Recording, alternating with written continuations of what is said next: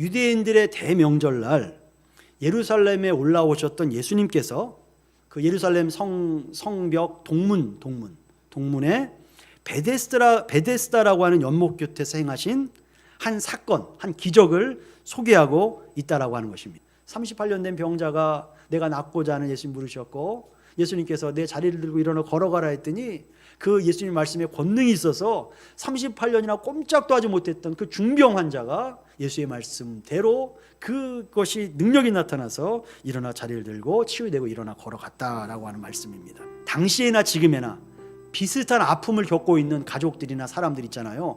장애가 있거나 또 질병이 있는 사람들, 그 사람들에게도 이 사건은 소망이 되는 거예요. 아, 나도 그렇게 될 수 있겠구나. 그리고 위로가 되는 겁니다. 아, 하나님께서 돌아보시는구나. 소망과 위로가 아닐 수 없다라고 하는 것입니다. 여러분, 우리에게 생명 주시는 분이 누구냐? 우리에게 복 주시는 분이 누구시냐? 우리에게 은혜 주시는 분이 누구시냐? 우리가 분명히 고백할 수 있어야 한다. 이것이 하나님께서 받으시는, 예수님께서 원하시는 믿음의 고백이요 신앙의 모습이다라고 하는 것입니다.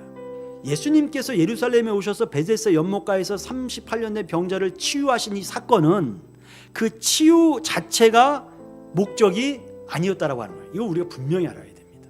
예수님의 최종 목적은 뭐예요? 그가 15절에 고백한 대로 나를 고치신 이가 예수시다. 내게 생명 주신 이가 예수시다. 나로 나되게 하신 이는 예수시다. 내게 복 주신 이가 예수시다라는 이 예수 신앙 고백을 하기 위해서 그 베데스다 연못가에 38년의 병자를 만나셨다라고 하는 것이죠. 이 기적은 과정이지 목적이, 종점이 아니라는 것입니다. 하나님께서 기적을 베풀어 주시고 은혜를 주시고 복을 주시는 것은 목적이 아니에요. 과정이다라고, 믿음으로 가는 과정이다, 믿음을 주시기 위한 과정이다라고 하는 것입니다. 하나님의 목적은 우리가 기적과 표적을 통해서 예수님을 믿는 것이다라고 하는 거죠. 그래서 목적이 기적이 아니다, 목적이 믿음이다라고 하는 것입니다. 믿음은 우리가 원하는 것, 우리가 바라는 소원을 이루기 위한 수단이 되어서는 안 된다라고 하는 것입니다. 중요한 것이 뭐예요? 믿음의 대상입니다. 우리가 누구를 믿느냐? 예수님이 누구시냐? 그분이 나를 위하여, 우리를 위하여, 교회를 위하여, 인류를 위하여 무슨 일을 하셨느냐를 알고 받아들이고 깨닫는 것이 하나님께서 기뻐하시는 참된 믿음이다라고 하는 것입니다. 뭐 이렇게 유명한 사람이 되지 않을 수도 있어요. 그리고 이렇게 남들처럼 항상 건강한 삶을 살지 않을 수도 있습니다. 뭐 가정이 또 화목하지 않을 수도 있어요. 그러나 우리가 뭘 믿어야 돼요? 그 모든 상황 가운데 담겨져 있는 우리를 향하신 하나님의 선하신 뜻과 계획을 믿으면서 하나님은 여전히 나에게 가장 좋은 것을 주시는 선하신 하나님이시다라는 이 믿음 가운데 기뻐하며 감사하는 삶을 살아가야 한다라고 하는 것입니다.